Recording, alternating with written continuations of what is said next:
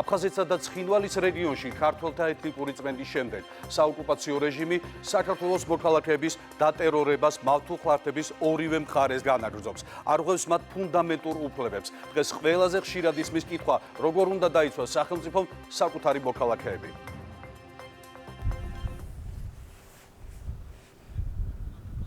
მავთულხლართები და ეგრეთ წოდებული სადემარკაციო ხაზი, რომელსაც საქართველოს რამდენიმე ნაწილად აქვს გაყოფილი, პრაქტიკულად არ განსხვავდება ბერლინის კედლისგან.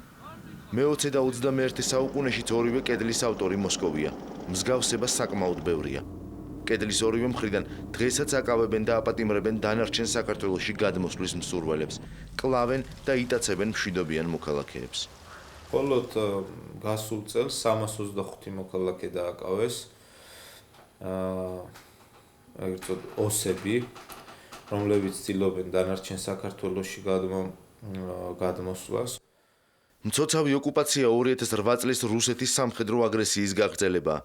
ქართული მოსახლეობის გამოდევნის შემდეგ საოკუპაციო რეჟიმმა მავთულხლართებისა და რკინის ღობეების აღმართვა დაიწყო. ინფორმაციის თავისუფლების განვითარების ინსტიტუტის მონაცემებით, რუსი მესაზღვრეები საქართველოს ტერიტორიის სიღრმეში მოიწევენ და კონკრეტულ ლოკაციებს იკავებენ. აი ეს ომზე უარესია, რასაც ეს ცივი ომი, ყველაზე დიდი საშინელება დატერორება. უკვე გული დაიღალა, ხალხი დაიღალა უკვე რა. 60 წლის ლუდმილა სალია, რომელიც 1993 წელს სოხუმის დაცემის შემდეგ სამშვიდობოს ჭუბერის უღელტეხილით გამოვიდა და დღეს სოფელ ხურვალეთში ხანდაზმულთა თავშესაფარს ხელმძღვანელობს, ამბობს, რომ ისინი ფსიქოლოგიური ტერორის ქვეშ არიან. რას ემსახურება ეს ფსიქოლოგიური ტერორი? იმას რომ დავტოვოთ ეს სოფელის და გავიდეთ და ტრასამდე მოვლენ, მეტი არაფერი. მოქალაქეების უსაფრთხოებაზე ზრუნვა სახელმწიფოს უმთავრესი ვალდებულებაა.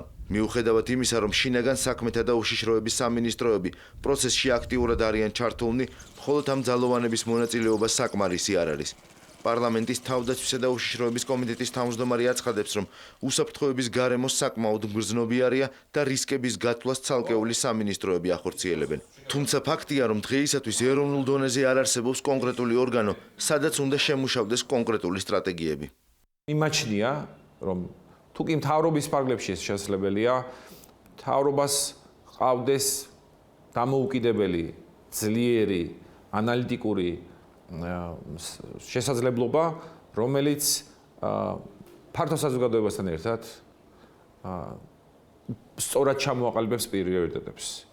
როგორც მინიმუმ სტრატეგიების გადახედვისკენ მოუწოდებს მთავრობას კავკასიური სახლის დირექტორი გიორგი კანაშვილი.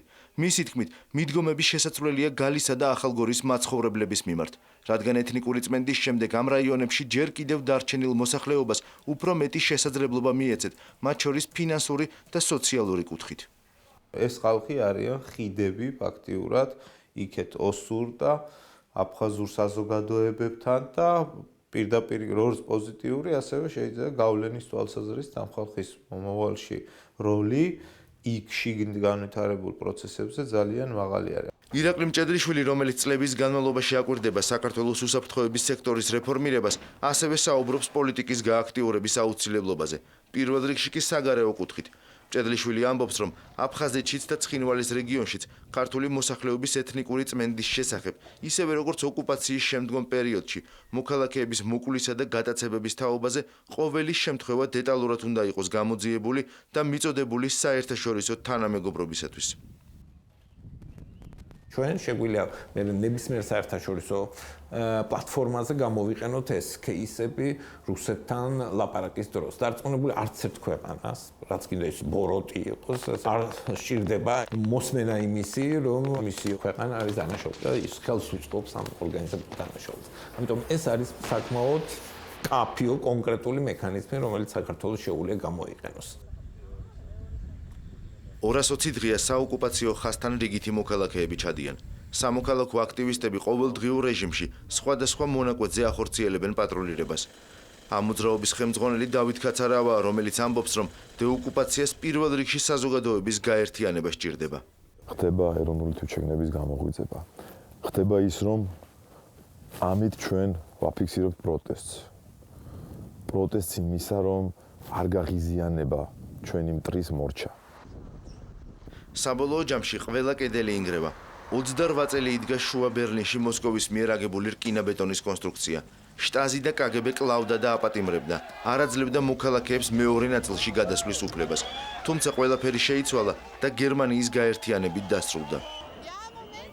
როდის დაეცემა რუსული კედელი საქართველოში? ამ კითხვას პირველ რიგში საოკუპაციო ხაზებთან მაცხოვრებელი მოქალაქეები სვამენ და ხელისუფლებისგან მეთქმედებას ითხოვენ.